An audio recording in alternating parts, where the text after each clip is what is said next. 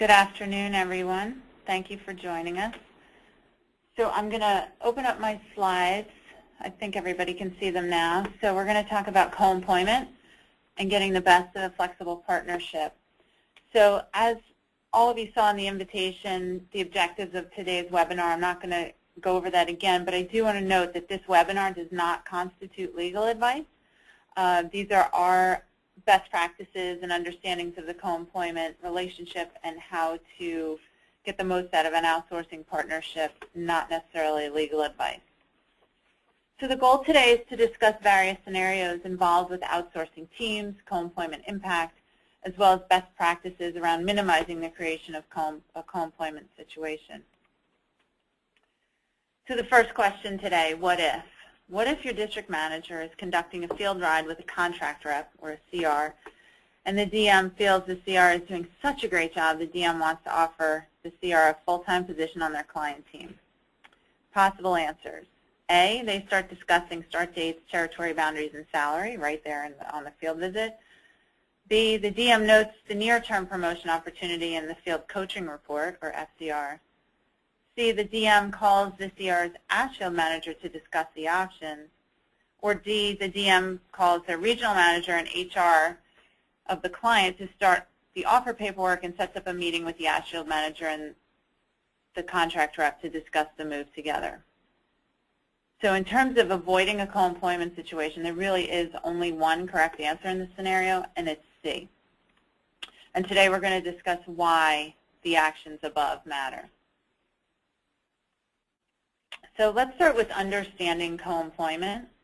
So what is co-employment anyway? So let's start with a definition of an employee and a definition of co-employment. So you can see the definition of employee. It's an agent employed by an employer to perform service in his affairs whose physical conduct in the performance of the service is controlled or is subject to the right to control by the employer. Basic definition of co-employment is the sharing among two or more business entities the control and supervision of an employee's activity. The bottom line, minimizing the creation of a co-employment scenario when you're outsourcing teams is the best path forward. Why should we care about co-employment? It's all about the liability. An employer may be liable for employment-related, we all know this as employers, employment-related litigation, including discrimination, harassment, retaliation, and wage and hour claims asserted against it by its employees. And this also can be an issue when you're talking about co-employees. So let's look at the team structure.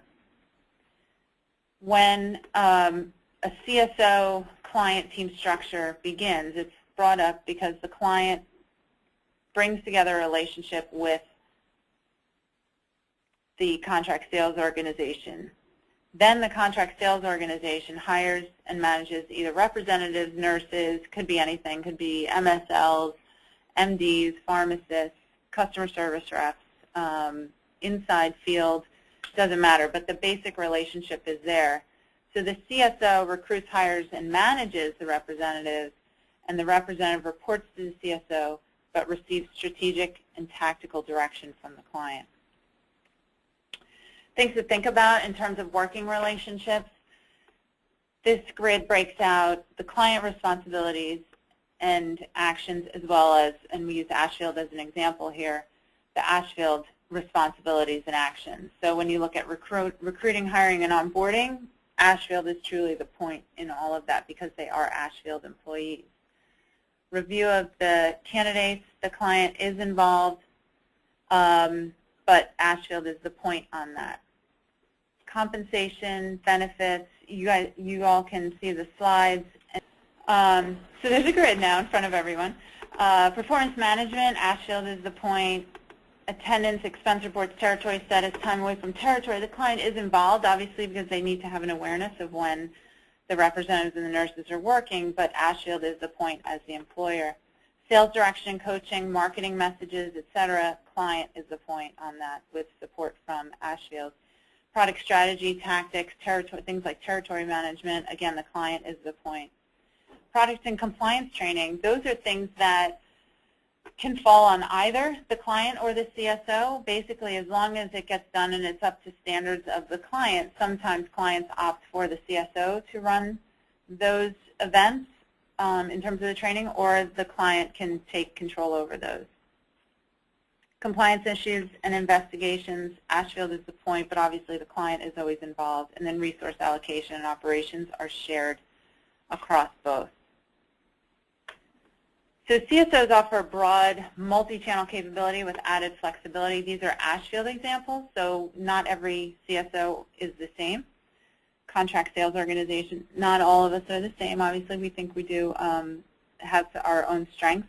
So there are field-based, there's contact center, and then there are commercial, clinical, and medical teams and services involved in all of those pieces. And we'll get into more detail with that later on in the conversation. So again, most CEOs have offerings that cover the gamut. Obviously, Ashfield believes that we have advantages, truly proactive and strategic partners, flexibility and nimbleness in the market, and then also best practice recommendations based on years of broad industry experience. It's important when you choose an outsourcing partner to look to somebody that has experience, whether in the U.S. or abroad, in the area that you're looking to start a team. In terms of responding to client needs, Ashfield is definitely a change enabler there, allowing program requirements to evolve in response to market and strategic direction and goals. And again, Ashfield is a true global organization. And at the end of the conversation, we'll go into more detail around what Ashfield has to offer. But for right now, we're going to focus on co-employment and client and business relationships. So let's look at some real-life situations. And we picked a few examples of areas that really rise to the top when you think about involving co-employment risk and the areas of high touch. So